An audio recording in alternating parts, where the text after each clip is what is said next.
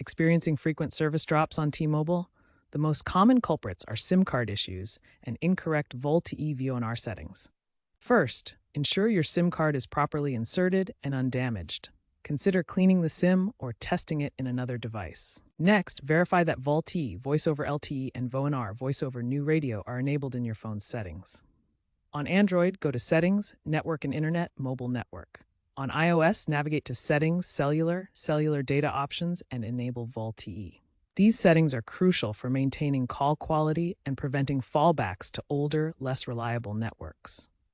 If SIM and VoLTE VoNR aren't the issue, coverage limitations might be the problem. Use T-Mobile's coverage map or apps like Network Cell Info Lite to check signal strength in your area. Try toggling airplane mode to reset your connection. If drops persist, especially indoors, consider a signal booster or femtocell. Ensure your device software is up to date to maintain compatibility.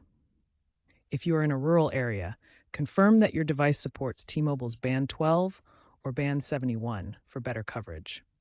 Contact T-Mobile support for advanced diagnostics if these steps don't resolve the problem. Also be aware of possible firmware issues that can affect connections.